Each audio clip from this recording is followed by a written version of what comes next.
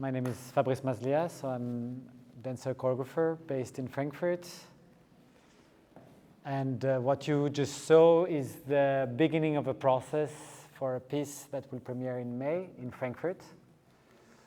And that was just, we did about almost 2 weeks work only. So it's really the beginning approach, so to say. And we were kind of invited by Bruno to show an excerpt of the work. And also I'm going to present very shortly series of work that's just a trailer of works I've done prior to this one, which led me a little bit into wanting to work on that subject and to work with materials and other types of bodies.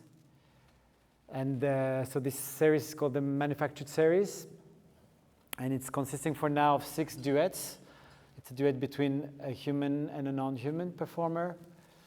And in each duet, each performer chose their partner, so to say, decided with who they would like to engage in this journey. And then it's a very kind of deep exploration of how does this, what we call object, came to be, and how was it created, and how, you know, what are the techniques, what are the materials it consists of, the natural materials. It's mostly handmade objects, mostly with natural materials. There's one object, which is the last duet, the number 6, which is made with plastic, which was kind of a shift, so to say, and it's actually a human body. It's a human-sized sex doll. So a performer, Claire Vivienne Sobotko, decided to choose to work with that very problematic object. And it was the first time we had something that looks very human, but not at all, and that supposed to represent a body, but was much further than anything that a body could be from also the other objects. And there's a Pontiac Lyra, there's an old radio, which was mostly working on the idea of the waves, of the frequencies. There's a porcelain cup from the 20s. There is a bamboo fishing rod. Anyway, maybe we can just show, that's a small trailer.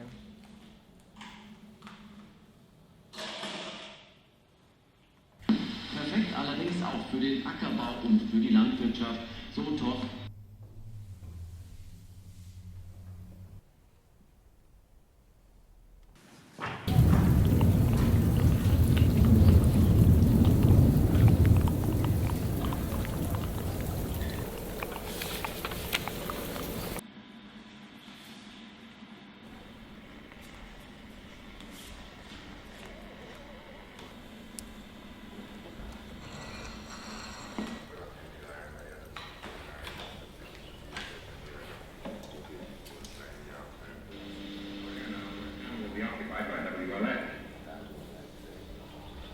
Good evening, everyone. My name is Lee W.L.S., the voice of Prairie Farmer, America's oldest farm paper, Chicago.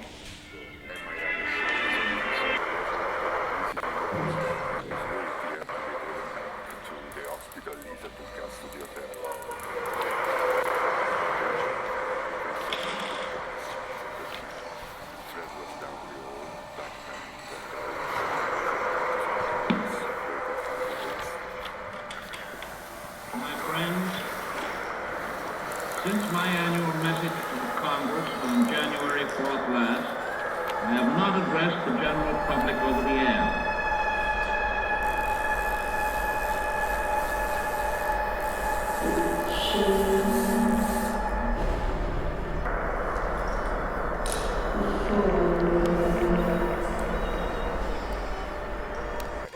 And I said they'll finally call back, and when I asked her to do the TV show, she said she had to check with her partners, but I think she just wanted to think about it. I think she's like Anne Maglestone, that's why she just hasn't made it. I mean, show me this, that's what I say, then she said, and I say that I think she just wanted to think about it.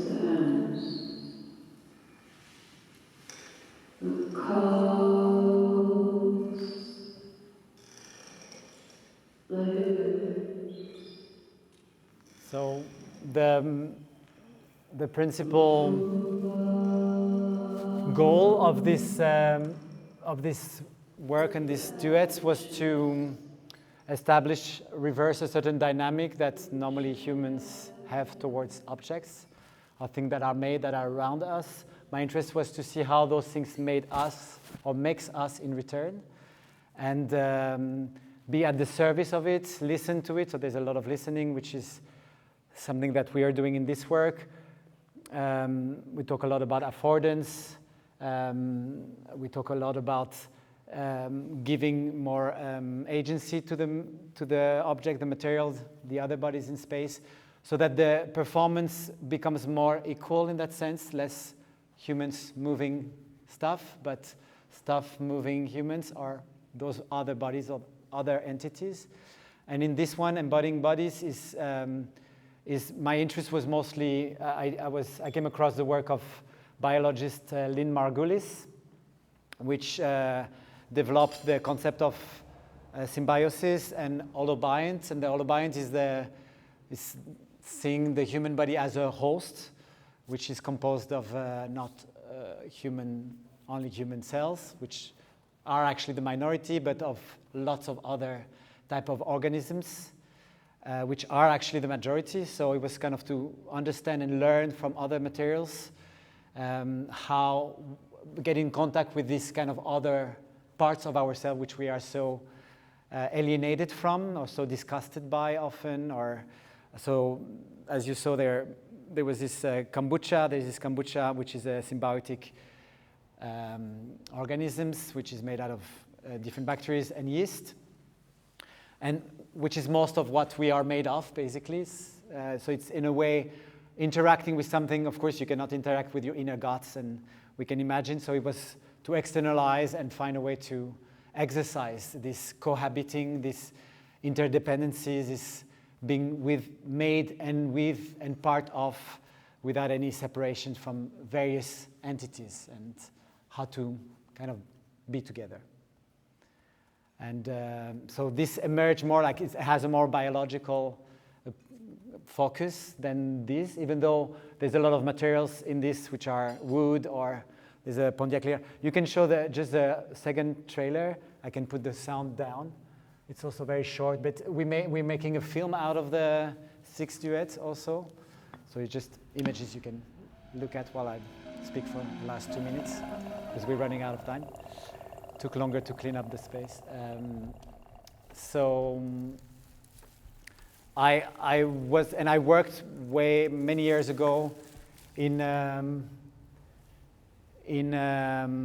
relation to objects and how we are so used to think that things are there for us, but we never question how are we constructed, how we are choreographed in a way by the things that are made by us but around us, and how much through the process of learning, of understanding how certain materials, like here with the Elpida and the lira, so there's a very clear relationship. She built her own lira from scratch, so she really learned how that functions. So there's a clear engagement and procedure in the making of, and how you have to be careful, how you have to understand and listen to the materials. You cannot just force something into shape, obviously. So, and then how do you keep this in mind? So there's a great knowledge accumulation in the process, and then how do we perform? And the performance is, let's say, mostly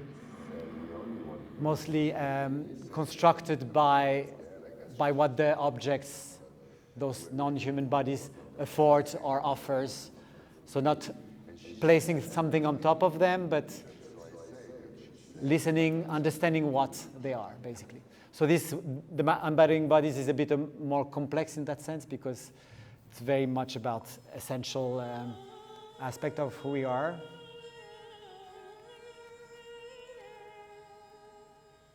As you see, that's the doll.